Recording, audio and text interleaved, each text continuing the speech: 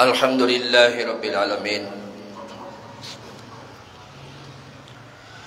والصلاة والسلام علی سید الانبیاء والمرسلین اما بعد فاعوذ باللہ من الشیطان الرجیم بسم اللہ الرحمن الرحیم الف لام میم ذالک الکتاب لا ریب فیہ ھدی للمتقین آمنت باللہ صدق اللہ العظیم وبلغنا رسولہ النبی الکریم ونحن علی ذلک لمن الشاہدین والشاکرین والحمد للہ رب العالمین۔ قال اللہ تبارک و تعالی فی شان حبیبہ صلی اللہ تعالی علیہ وآلہ وسلم ومخبر وآمرہ ان اللہ وملائکتہ یصلون علی النبی یا ایہا الذین آمنوا صلوا علیہ وسلموا تسلیما۔ درود پاک آواز بلند الصلاة والسلام علیک یا سیدی یا رسول اللہ وعلا آلک وصحابک یا حبیب اللہ۔ الصلاة والسلام علیک یا سیدی یا نبی اللہ وعلا آلک وصحابک یا نور اللہ۔ الصلاة والسلام علیک یا رحمتا للعالمین وعلا آلک وصحابک یا خاتم النبیین۔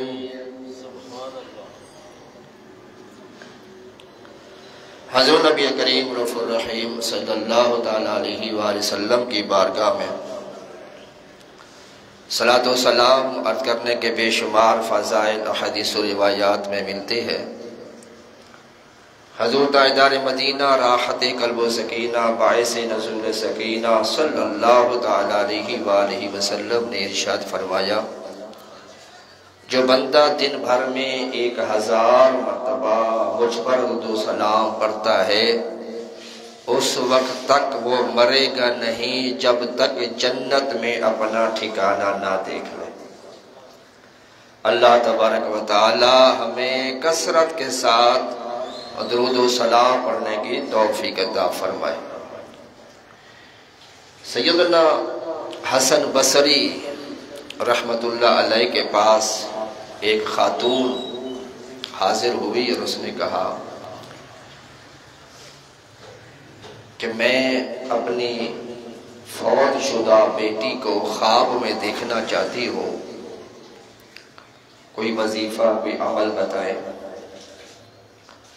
تو آپ نے فرمایا کہ بی بی عشاء کی نماز کے بعد 4 نفل پڑھو اور ہر رکعت میں الحمد شریف کے بعد سورۃ تکاثر الہاکم التکاثر پڑھو۔ امید ہے کہ اس عمل سے اللہ تعالیٰ تمہاری بیٹی تمہیں خواب میں دکھلا دے گا۔ وہ خاتون گئی، اس نے یہ پڑھا، اسے رات میں خواب کے اندر اپنی بیٹی اس حالت میں نظر آئی کہ اسے آگ کا عذاب ہو رہا ہے، آگ کی زنجیریں اس کو ڈلی ہوئی ہے اور وہ چیخ و پکار کر رہی ہے۔ وہ خاتون بڑی پریشان ہوئی خواب دیکھ کر اور سوچنے لگی کاش میں یہ عمل ہی نہ کرتی اور اپنی بیٹی کا عذاب نہ دیکھتی۔ بڑی پریشان ہوئی۔ کچھ دنوں کے بعد حضرت حسن بصری کے خواب میں ایک نوجوان لڑکی جو جنت کی سیر کر رہی تھی مخاطب ہوئی اور کہا کہ اے حسن، جانتے ہو میں کون ہوں؟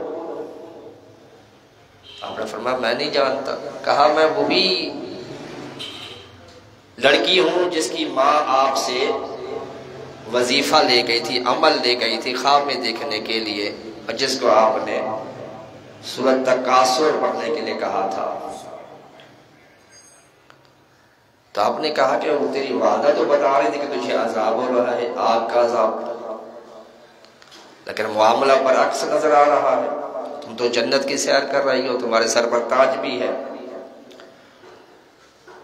اس نے کہا جیسا میری ماں نے دیکھا ویسا ہی تھا، مجھے عذاب ہو رہا تھا، نہ صرف مجھے بلکہ اس قبرستان میں بہت سے لوگوں کی قبروں میں عذاب ہو رہا تھا، لیکن وہاں سے ایک اللہ کا نیک بندہ گزرا اور اس نے 11 مرتبہ درود پاک پڑھا اور اس کا ثواب اس قبرستان والوں کو ایصال ثواب کر دیا۔ اللہ تعالیٰ نے اس کے درود پاک پڑھنے کی برکت سے تمام قبرستان والوں سے عذاب کو اٹھا لیا۔ کتنی بڑی فضیلت ہے درود پاک کی۔ میرے آقا صلی اللہ تعالیٰ علیہ وآلہ وسلم ارشاد فرماتے ہیں میرا ایک امتی پل صراط سے گزر رہا ہوگا جس کے نیچے جہنم بنا ہوا ہے، لوگ کٹ کٹ کے اس میں گر رہے ہوں گے۔ میرا ایک امتی پل صراط عبور کرتے کرتے لڑکھڑا جائے گا، وہ جہنم میں گرنے ہی والا ہوگا کہ ایک نور کا لپکا آئے گا اور اس کا ہاتھ پکڑے گا اور اس کو جنت میں داخل کر دے گا۔ عرض کی کہ یا رسول اللہ صلی اللہ علیہ وسلم وہ نور کا لپکا کیا ہوگا؟ آپ فرماتے ہیں کہ اس نے مجھ پر ایک مرتبہ محبت سے درود و سلام پڑھا ہوگا، یہی درود پاک نور بن کر اس کی وہاں پر مدد فرمائے گا۔ بے شمار برکتیں ہیں، بے شمار اس کی فضیلتیں ہیں، بے شمار اس کی عظمتیں ہیں درود پاک پڑھنے کی۔ اللہ تبارک و تعالی ہمیں کثرت کے ساتھ درود و سلام پڑھنے کی توفیق عطا فرمائے۔ اللہ تبارک و تعالی قرآن مجید میں ارشاد فرماتا ہے الف لام میم، یہ حروف مقطعات میں سے ہے، اور یہ معانی اس کے اللہ جانتا ہے اور اس کا محبوب جانتا ہے۔ ذالک الکتاب لا ریب فیہ، یہ عظیم رتبہ کتاب قرآن مجید فرقان حمید، اس میں شک کی گنجائش نہیں، اس میں شک کی گنجائش نہیں۔ سیدی اعلیٰ حضرت نے کتنا پیارا ترجمہ کیا ہے، بہت سے لوگوں نے ترجمہ کیا کہ لا ریب فیہ، اس میں شک نہیں ہے، حالانکہ کفار و مشرکین نے قرآن مجید کے اندر شک کیا ہے۔ وَإِن كُنتُمْ فِي رَيْبٍ مِّمَّا نَزَّلْنَا عَلَىٰ عَبْدِنَا، اللہ نے فرمایا کہ اے کفار و مشرکین تم اس پہ شک کرتے ہو جو اپنے بندے پر نازل کیا ہے، یعنی قرآن مجید، تو قرآن مجید پر شک تو کیا گیا، اللہ کے کلام ہونے پر کفار و مشرکین نے اعتراض تو کیا، شک تو کیا۔ تو سیدی اعلیٰ حضرت نے کتنا پیارا ترجمہ فرمایا کہ اس میں شک کی گنجائش نہیں ہے، یہ لا ریب کتاب ہے، اس میں شک کیا ہی نہیں جا سکتا، لیکن پھر بھی شک کیا گیا، یہ شک کی گنجائش پر جگہ نہیں ہے۔ جیسے اگر کوئی بندہ گندگی کا شاپر کسی گھر کے دروازے کے آگے رکھ جائے تو ہے تو وہ گندگی، لیکن وہ دروازہ جو ہے گھر کا مین گیٹ جو ہے وہ گندگی رکھنے کی جگہ نہیں ہے۔ تو سیدی اعلیٰ فرماتے ہیں کہ اس میں شک کی گنجائش نہیں ہے، اور اللہ نے آگے خود بھی فرما دیا کہ تم جس میں شک کر رہے ہو جو ہم نے اپنے محبوب بندے صلی اللہ علیہ وسلم پہ نازل کیا، فَأْتُوا بِسُورَةٍ مِّن مِّثْلِهِ وَادْعُوا شُهَدَاءَكُم مِّن دُونِ اللَّهِ إِن كُنتُمْ صَادِقِينَ۔ اللہ تعالیٰ نے چیلنج دیا ان کو کہ تم اس کتاب میں شک کر رہے ہو، پورے قرآن کی بات نہیں کر رہا، اللہ فرماتا ہے اس جیسی ایک صورت ہی بنا کے دکھا دو اور اپنے تمام چینوں کو ملا لو، لیکن وہ صورت تو کیا، ایک آیت تو کیا، ایک لفظ بھی اس کی مثل نہیں لا سکے۔ فَإِن لَّمْ تَفْعَلُوا وَلَن تَفْعَلُوا فَاتَّقُوا النَّارَ الَّتِي وَقُودُهَا النَّاسُ وَالْحِجَارَةُ أُعِدَّتْ لِلْكَافِرِينَ۔ اللہ تعالیٰ فرماتا ہے کہ وہ ایسا ہرگز لا ہی نہیں سکتے، تو لہٰذا ڈرو اس آگ سے جس کا ایندھن انسان اور پتھر ہے، جو کافروں کے لیے تیار کی گئی ہے۔ تو قرآن مجید یہ ہدایت ہے متقین کے لیے، ھدی للمتقین۔ ایک اور مقام پر اللہ تعالیٰ فرماتا ہے شہر رمضان الذی انزل فیہ القرآن، رمضان کا وہ مقدس مہینہ ہے جس میں اللہ نے قرآن کو نازل فرمایا۔ ھدی للناس، لوگوں کے لیے ہدایت ہے، انسانوں کے لیے ہدایت ہے۔ یہاں فرمایا ھدی للمتقین، متقیوں کے لیے ہدایت ہے، وہاں فرمایا کہ ھدی للناس، انسانوں کے لیے ہدایت ہے۔ تو علماء فرماتے ہیں اس کا مطلب یہ ہے کہ انسان ہوتا ہی وہی ہے جو اللہ تعالیٰ سے ڈرتا ہے، جو اللہ تعالیٰ کا خوف نہیں رکھتا، جس کے دل میں اللہ کی خشیت نہیں ہے، وہ انسان کہلانے کے لائق ہی نہیں ہے۔ اسی لیے عام محاورہ ہم یہ استعمال کرتے ہیں، جب کوئی بندہ غلط کام کر رہا ہو ہم کیا کہتے ہیں؟ انسان بنو، یہ کیا غلط کام کر رہے ہو؟ تو انسان ہوتا وہی ہے کہ جس کے اندر اللہ کا خوف ہو۔ تو قرآن جو ہے یہ قراءتن سے بنا ہے، یعنی پڑھی ہوئی چیز۔ پہلی تمام کتابیں اور صحیفے اللہ تعالیٰ کتابی شکل میں نازل فرماتا تھا، لکھی ہوئی جتنی کتابیں آئیں، تورات، انجیل، زبور شریف، یہ کتابیں اللہ نے لکھی ہوئی بھیجی۔ اور جو صحیفے آئے شعیب علیہ السلام پر، ابراہیم علیہ السلام پر، وہ بھی لکھے ہوئے آئے۔ پہلی کتابیں اللہ نے لکھی ہوئی بھیجی، لیکن قرآن مجید اللہ نے لکھا ہوا نہیں بھیجا، بلکہ اللہ نے پڑھا ہوا بھیجا۔ لکھے ہوئے ہونے میں اور پڑھے ہوئے میں زمین آسمان کا فرق ہے۔ لکھنے میں آپ نے لکھ دیا کہ میں دلی جاؤں گا، اب بظاہر تو یہ مطلب ہے کہ میں دلی جاؤں گا کہ ارادہ ظاہر کیا جا رہا ہے، لیکن اسی جملے کو اگر تعجب کے لحاظ سے پڑھا جائے، باڈی لینگویج کو چینج کرتے ہوئے، کیا میں دلی جاؤں گا، یہ سوالیہ انداز ہو جائے گا کہ میں جاؤں گا کہ نہیں جاؤں گا، سوال کیا جا رہا ہے۔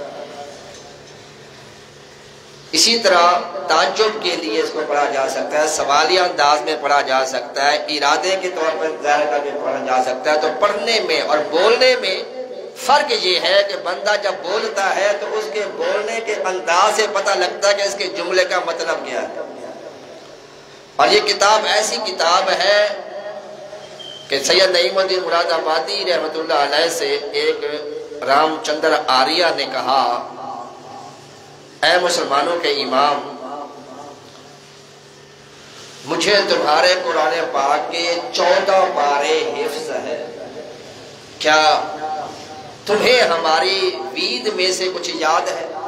ہندو کی ایک کتاب ہے، اس کو مقدس سمجھتے ہیں، کہا کہ وہ تمہیں یاد ہے، تمہارے قرآن کے بھی 14 سپارے مجھے یاد ہے۔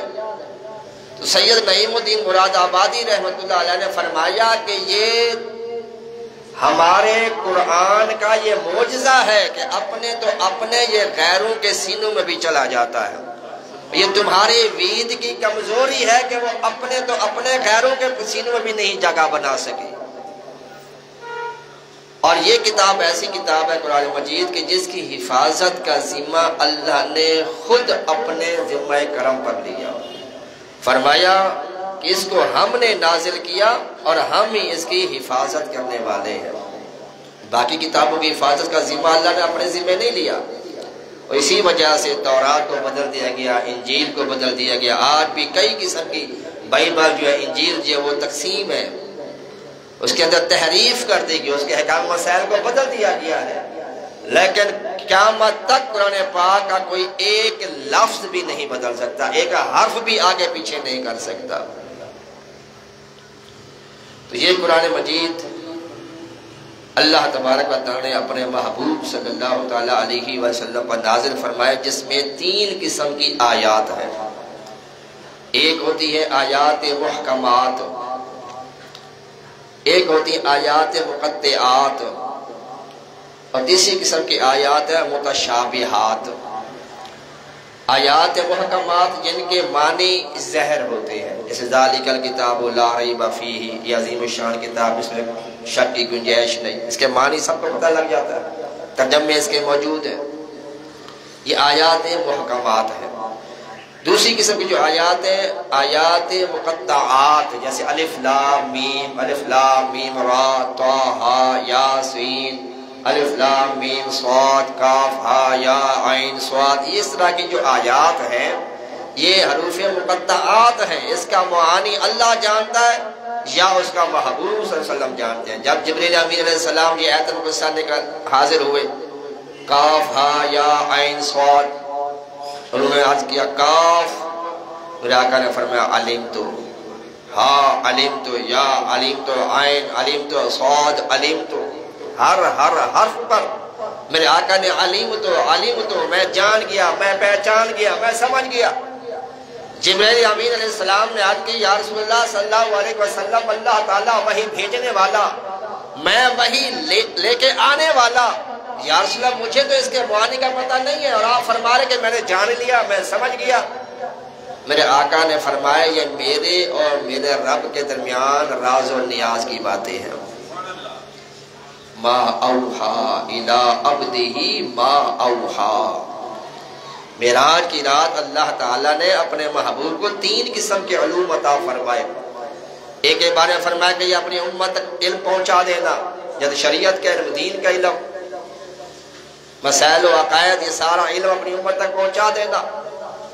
دوسری علم کے بارے میں فرمایا کہ یہ اپنے خاص بندوں کو عطا فرمانا، جیسے سیدنا ابو ہریرہ رضی اللہ تعالیٰ عنہ کو میرے آقا نے وہ دوسری قسم کا علم بھی عطا فرمایا تھا، جس کے بارے میں آپ فرمایا کرتے سیدنا ابو ہریرہ رضی اللہ تعالیٰ عنہ کہ میرے محبوب نے مجھے جو دوسری قسم کا علم عطا فرمایا ہے، اگر میں لوگوں پر ظاہر کروں تو لوگ اس کو سمجھ نہیں پائیں گے اور مجھے کافر قرار دے دیں گے۔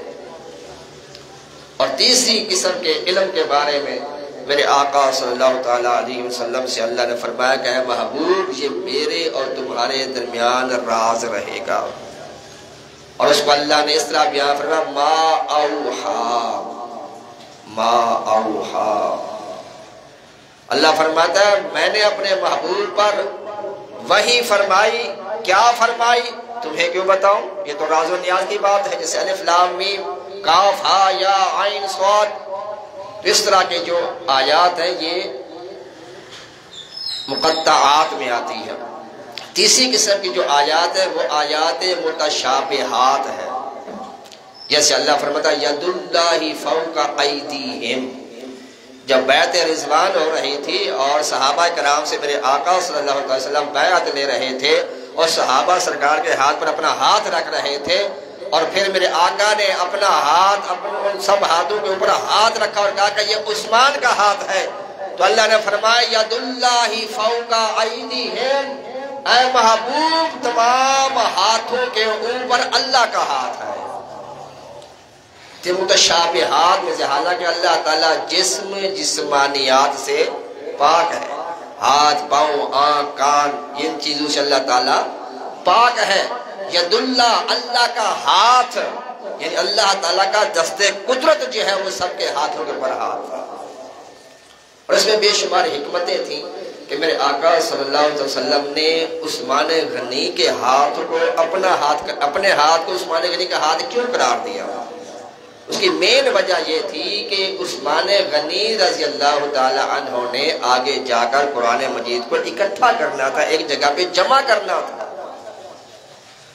اور اللہ تعالیٰ کے محبوب نے فرمایا کہ یہ عثمان کا ہاتھ نہیں، یہ میرا ہاتھ ہے، جو قرآن پاک عثمان جمع کرے گا، اکٹھا کرے گا، تو وہ عثمان کا جمع کیا ہوا نہیں ہوگا بلکہ میرے ہاتھوں کا جمع کیا ہوا ہوگا۔ جس طرح میرے ہاتھوں میں کوئی غلطی نہیں ہو سکتی، کوئی کوتاہی نہیں ہو سکتی، اسی طرح عثمان کے ہاتھوں میں کوئی غلطی کوتاہی نہیں ہو سکتی۔ اسی طرح ایک اور مشہور حدیث پاک واقعہ ہے حضرت خزیمہ رضی اللہ تعالیٰ عنہ کا، سرکار نے ایک عرابی سے گھوڑا خریدا، دیکھیں اللہ تعالیٰ نے اپنے محبوب کو کیسا کیسا علم عطا فرمایا تھا۔ آپ نے ایک عرابی سے دیہاتی سے گھوڑا خریدا ادھار پر. تو آگے راستے میں ابو جہل مل گیا. اس نے دیکھا کہ یہ محمد صلی اللہ علیہ وسلم جو بڑا پیارا گھوڑا لے کر جا رہا ہے اور ایک دیہاتی بھی جو ہے عرابی بھی ساتھ ہے. اس نے عرابی سے پوچھا. اس نے کہا جی میں نے ادھار پہ یہ گھوڑا ان کو بیچا ہے. ابو جہل بدبخت نے کہا کہ میں اس سے ڈبل قیمت دینے کے لیے تیار ہوں, یہ گھوڑا مجھے بیچ دو. دیہاتی تھا عرابی, اس کی نیت بدل گئی. اس نے کہا کہ یہ گھوڑا مجھے میرے حوالے کرے, میں نے نہیں بیچنا. آپ نے فرمایا سودا ہو گیا, معاملہ طے ہو گیا, تو میرے ساتھ چل رہے ہو تو میں جا کے میں پیسے دیتا ہوں اس کے. وہ مکر گیا. اس نے کہا کہ اگر میں نے آپ کے آج یہ گھوڑا بیچا ہے تو پھر گواہ پیش کریں. آپ کی شریعت تو کہتے کہ 2 گواہ ہو. اب بظاہر تو اس وقت کوئی نہیں تھا جو گواہی دیتا جس کے سامنے یہ سودا ہوا. اس وقت جو دیہاتی عرابی تھا یا وہ میرے مصطفیٰ صلی اللہ تعالی وسلم تھے. اتنے میں حضرت ابو خزیمہ انصاری رضی اللہ تعالیٰ عنہ وہاں سے گزرے کہ یہ بحث و تکرار ہو رہی ہے. تو آپ نے عرض کیا یا رسول اللہ صلی اللہ علیہ وسلم کیا معاملہ ہے؟ تو میرا آقا نے فرمایا اس طرح میں نے اس سے گھوڑا خریدا ہے, اب یہ مکر گیا ہے, کہتا گواہ پیش کرو. سیدنا ابو خزیمہ رضی اللہ تعالیٰ عنہ نے عرض کی یا رسول اللہ میں گواہی دیتا ہوں کہ یہ سودا ہوا ہے. میرے آقا نے فرمایا خزیمہ تم تو اس وقت موجود نہیں تھے, تم کس طرح گواہی دے رہے ہو؟ عرض کی یا رسول اللہ صلی اللہ علیہ وسلم ہم نے جنت کو نہیں دیکھا, ہم نے دوزخ کو نہیں دیکھا, ہم نے رب کو نہیں دیکھا. آپ نے کہا جنت بھی ہے, دوزخ بھی ہے, اللہ وحدہ لا شریک بھی ہے. آپ کے کہنے پر اتنی بڑی بڑی باتوں کو ہم نے مان لیا تو چھوٹا سا سودا ہم کیوں قبول نہیں کر سکتے؟ لہٰذا میں گواہی دیتا ہوں کہ آپ نے جو سودا کیا ہے یہ سودا ہوا ہے. تو پھر میرے آقا صلی اللہ تعالیٰ علیہ وآلہ وسلم نے فرمایا اے ابو خزیمہ تیری ایک کی گواہی 2 کے برابر ہوگی. بظاہر تو یہ حدیث مکمل ہو گئی, لیکن اس میں حکمت کیا تھی کہ آپ نے اس موقع پر اس کی ایک گواہی کو 2 کے برابر کیوں قرار دیا؟ وہ اس طرح سے کہ جب قرآن پاک کو جمع کیا جا رہا تھا, ایک جگہ پہ اکٹھا کیا جا رہا تھا, اکٹھے تو تھا نہیں ہے, کسی کے پاس کچھ آیات لکھی, کسی کے پاس کچھ آیات لکھی ہوئی تھی, کوئی ہڈیوں پہ لکھی ہوئی تھی, کوئی پتوں پہ لکھی ہوئی تھی, کوئی چمڑوں پہ لکھی ہوئی تھی, مختلف جگہوں پہ بکھری ہوئی تھی آیات, صورتیں وہ اکٹھا کیا جا رہا تھا. اور حضرت زید بن ثابت کی یہ ڈیوٹی تھی کہ تم ان کو اکٹھا کرو. اور آپ کا یہ طریقہ تھا کہ آپ نے پہلے تو انکار کر دیا کہ میں اتنا بڑا بوجھ کیسے اٹھاؤں. لو انزلنا هذا القرآن على جبل لرأيته خاشعا, یہ قرآن ایسا ہے کہ اللہ قرآن پہاڑوں پہ نازل کرتا, پہاڑ بھی ریزہ ریزہ ہو جاتے, تو میں اس کو کیسے اکٹھا کروں؟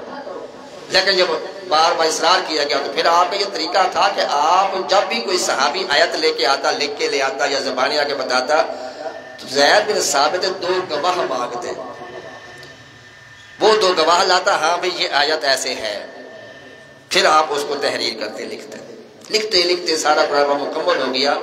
سورۃ توبہ کی 2 آیات کسی کے پاس لکھی ہوئی نہیں تھی. لقد جاءکم رسول من انفسکم عزیز علیہ ما عنتم حریص علیکم بالمؤمنین رؤوف رحیم فإن تولوا فقل حسبی اللہ لا الہ الا هو علیہ توکلت وهو رب العرش العظیم. توبہ کی آخری 2 آیات کسی کے پاس لکھی ہوئی نہیں تھی, یہ صرف سیدنا خزیمہ کے پاس لکھی ہوئی تھی. وہ آئے اور کہا کہ یہ میرے پاس لکھی ہوئی ہے. فرمایا 2 گواہ لاؤ, 2 گواہ لاؤ. تو کہا بھول گئے مصطفیٰ نے کیا کہا تھا کہ خزامہ کی ایک ہی گواہی کس کے برابر ہے؟ 2 کے برابر ہے, لہٰذا وہ آیت اس کے اندر درج کر دی گئی. میرے آقا اس معاملے کو دیکھ رہے تھے کہ وقت آئے گا جب یہ گواہی پیش کریں گے تو اس وقت یہ اکیلے ہوں گے, لہٰذا آج میں فیصلہ کر دیتا ہوں خزامہ جب گواہی دے دوں 1 نہیں ہوگی بلکہ 2 گواہیوں کے برابر ہوگی. یہ ہے پیارے مصطفیٰ کا علم غیب جو اللہ نے آپ کو عطا فرمایا. تو قرآن پاک جو ہے یہ اللہ تعالیٰ نے ہمیں عطا فرمایا, اور اس کو سرکار کے زمانے میں یہ اکٹھا نہیں تھا. حالانکہ حضور پاک صلی اللہ علیہ وسلم کے زمانے میں چند صحابہ قرآن پاک کے حافظ تھے, جس میں سے 4 عورتیں بھی قرآن پاک کے مکمل حافظ ہو چکی تھیں, اور 11 غالباً صحابہ قرآن پاک کے حافظ تھے. پھر جب جنگ یمامہ ہوگی اس میں کافی جو حافظ اور قاری صحابہ تھے وہ شہید ہوئے. مسئلہ ختم نبوت کے حوالے تو پھر اس کو اکٹھا کرنے کی ضرورت محسوس ہوئی کہ اس کو اکٹھا کیا جائے، وغیرہ تو لوگ اس طرح شہید ہوتے رہے تو قرآن پاک ہم سے جو ہے وہ جدا ہو جائے گا۔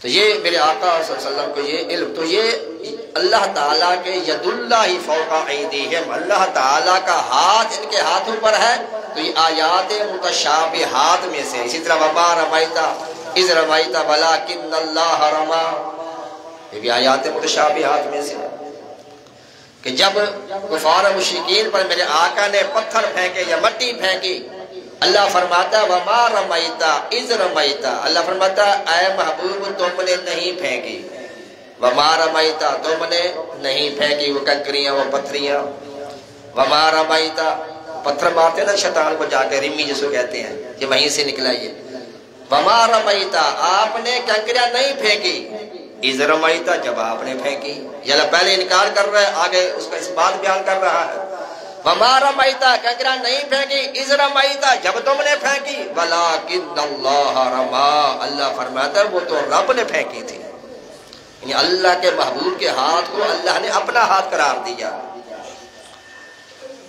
تو یہ متشابہات میں سے ہے، اللہ تعالیٰ جسم اور جسمانیات سے پاک ہے۔ تو قرآن مجید لفظ قرن سے بنا ہے، جس کا مطلب ہے ملنا اور ساتھ رہنا، یہ مومن کو مومن سے ملاتا ہے، ہر وقت مومن کے ساتھ رہتا ہے، بچپن میں، جوانی میں، بڑھاپے میں، گھر میں، بازار میں، سفر میں، حضر میں، قبر میں، حشر میں، ہر وقت قرآن مومن کے ساتھ رہتا ہے۔ ایک مرتبہ حضور صلی اللہ تعالیٰ علیہ وسلم کسی جہاد پہ تشریف لے کے جا رہے تھے، راستے میں ایک جگہ پڑاؤ کیا، صحابہ کرام نے اپنے اپنے خیمے لگائے، تو خیمے لگانے میں ایک صحابی نے ایک جگہ پہ خیمہ لگایا، تو جب رات کے جب سونے لگے تو اس زمین کے اندر سے سورۃ ملک پڑھنے کی آواز آ رہی تھی، وہ فوراً وہ سائڈ پہ ہو گئے کہ یہاں تو لگتا ہے قبر ہے، بظاہر تو وہ فرش تھا، میدان تھا، بظاہر قبر نہیں تھی، اگر قبر ہوتی تو صحابی کبھی بھی اس کے اوپر خیمہ نہ لگاتے وہ، تو فرش تھا، اس کے نیچے قبر تھی ایک۔ جب سورۃ ملک کی آواز کو سنا تو وہ ایک سائڈ پہ ہو گئے، صبح ہوئی، سرکار کی بارگاہ میں عرض کیا یا رسول اللہ جس جگہ میں نے خیمہ بنایا تھا وہاں سے سورۃ ملک تبارک الذی بیدہ الملک کی آواز آتی رہی۔ میرے آقا صلی اللہ تعالیٰ علیہ وآلہ وسلم نے ارشاد فرمایا کہ وہ بندہ روزانہ رات کو سورۃ ملک کی تلاوت کرتا تھا اور اللہ کی بارگاہ میں دعا کرتا تھا یا رب العزت جب میں قبر میں چلا جاؤں مجھے توفیق دینا، میں قبر میں بھی روزانہ سورۃ ملک کی تلاوت کیا کروں۔ اللہ تعالیٰ نے اس کی دعا کو قبول فرمایا، اب یہ روزانہ رات کو قرآن پاک کی تلاوت کرتا ہے، اور فرمایا کہ رات کو تم سورۃ ملک کی تلاوت کر کے سویا کرو۔ میرے آقا فرماتے ہیں میری یہ تمنا ہے، یہ میری خواہش ہے، میں یہ چاہتا ہوں کہ میرا ہر امتی اس کو یاد کرے، اس کو پڑھا کرے۔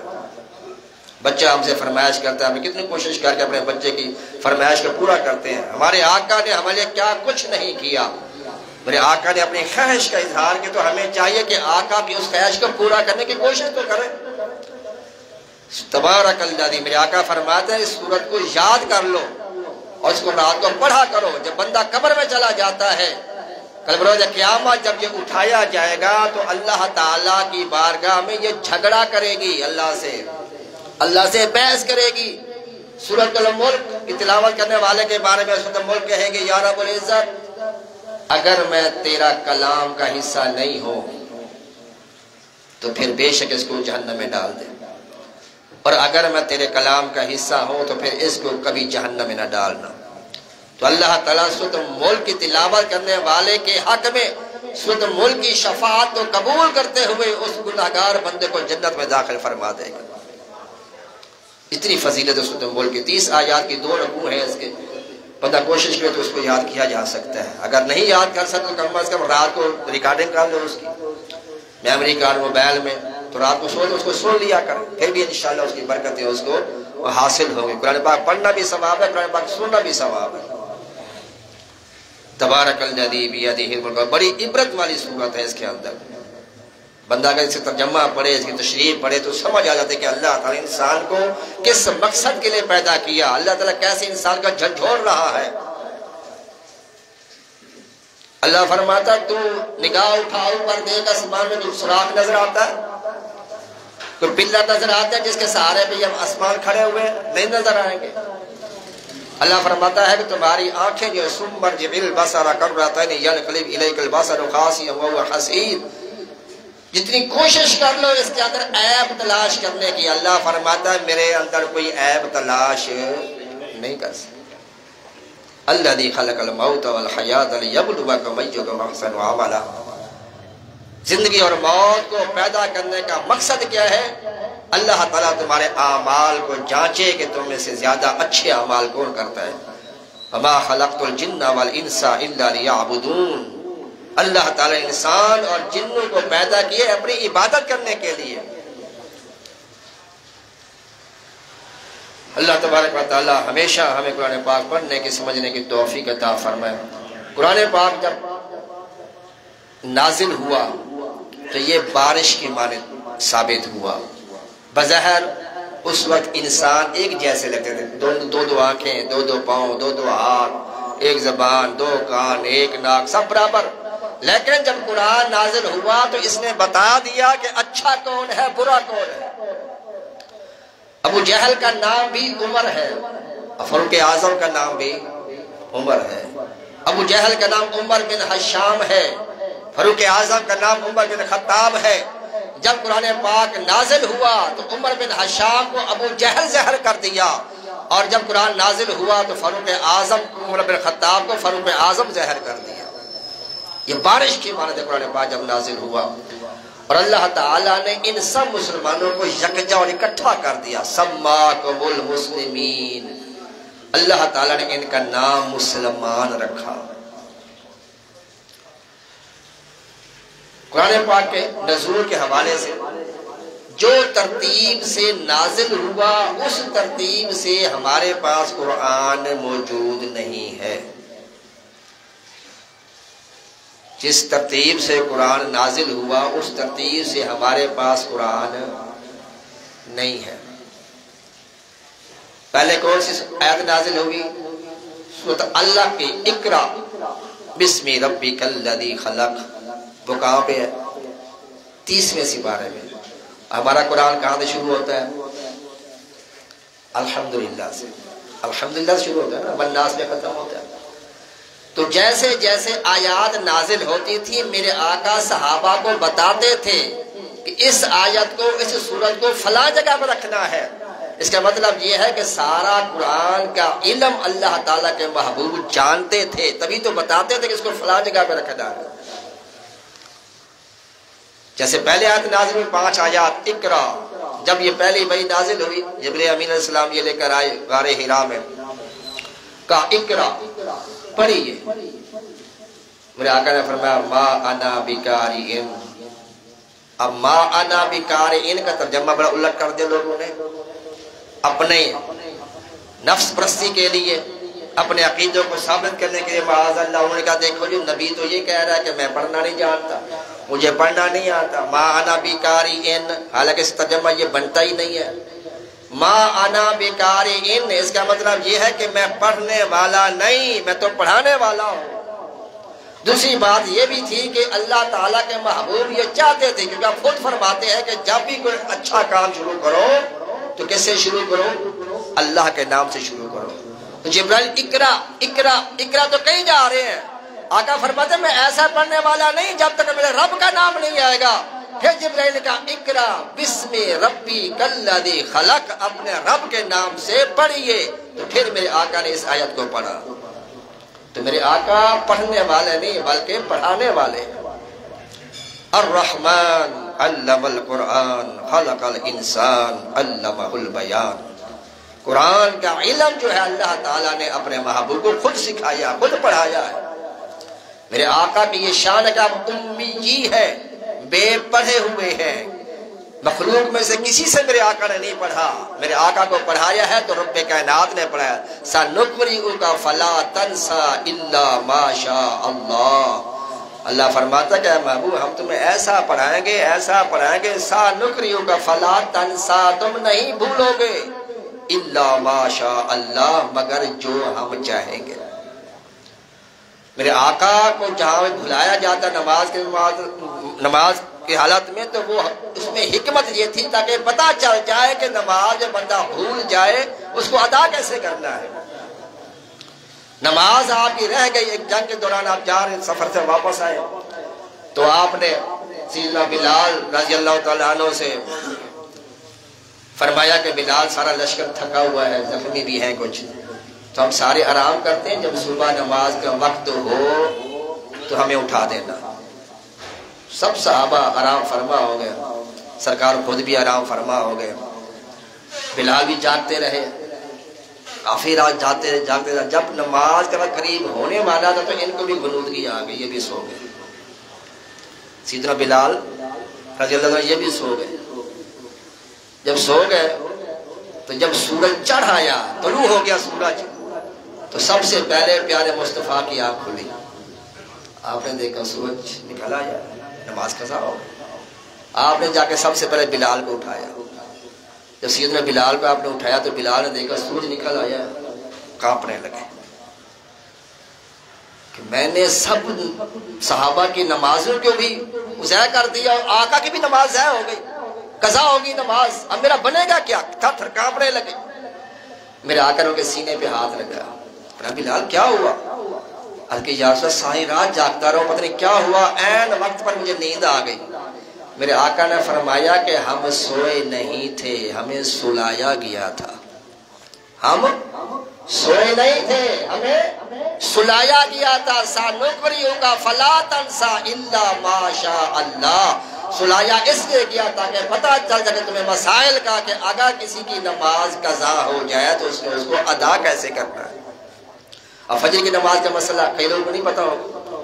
فجر مثال آج کسی کی نماز فجر قضا ہوگی مثال کے طور پر، اگر وہ ظہر سے پہلے اس کو پڑھے گا، زوال سے پہلے اس کو نماز کو پڑھے گا، مثال 11 بجے سے پہلے پڑھے گا، 11 بجے زوال کا ٹائم شروع ہوتا ہے، اگر زوال سے پہلے اگر وہ اس فجر کی اس دن کی قضا پڑھے گا فجر کی، تو وہ سنتیں بھی ساتھ پڑھے گا۔ اگر وہ ظہر کے بعد پڑھے گا، ظہر کو عصر کو یا اگلے دن یا کچھ دنوں کے بعد اس کے قضا کرے گا، تو پھر وہ صرف فرض پڑھے جائیں گے۔ باقی نمازوں کی سنتیں نہیں پڑھی جاتی قضا، اس میں فرض پڑھے جاتے ہیں، اور عشاء کے وتر بھی قضا میں پڑھے جاتے ہیں۔ فجر میں یہ ہے کہ فجر کی بھی اگر کسی کی اس دن کی فجر قضا ہو گئی اور وہ ظہر کی نماز سے پہلے زوال سے پہلے اس کو پڑھے گا قضا، اس کے ساتھ وہ سنتیں بھی پڑھے گا۔ فجر کی سنتوں کی اتنی اہمیت ہے، میرے آقا صلی اللہ علیہ وسلم نے اتنی تاکید کی کہ علماء فرماتے ہیں کہ یہ واجب کے قریب ہے۔ اور میرے آقا نے فرمایا کہ اگر تمہارے اوپر دشمن کے گھوڑے بھی آ جائیں پھر بھی فجر کی سنتیں نہ چھوڑنا۔ بلکہ ایک اور حدیث پاک مجھے یاد آ رہی ہے، میرے آقا صلی اللہ تعالیٰ علیہ وآلہ وسلم نے ارشاد فرمایا کہ جو بندہ فجر کی سنتیں گھر سے پڑھ کر مسجد میں جاتا ہے با جماعت نماز پڑھنے کے لیے، میرے آقا فرماتے ہیں وہ ایسے ہوتا ہے جیسے احرام باندھ کر حاجی بیت اللہ کے لیے جاتا ہے۔ کوشش کیا کرے گھر سے سنتیں پڑھ کے آیا کر، گھر سے وضو کر کے آیا کر، جتنے قدم چلیں گے اتنی اللہ تعالیٰ برکتیں عطا فرمائے گا۔ اللہ تبارک و تعالیٰ کی بارگاہ میں دعا ہے کہ ہمیں قرآن پاک سے سچی پکی محبت اس پر عمل کرنے کی توفیق عطا فرمائے۔ وما علیہ الا البلاغ، سنت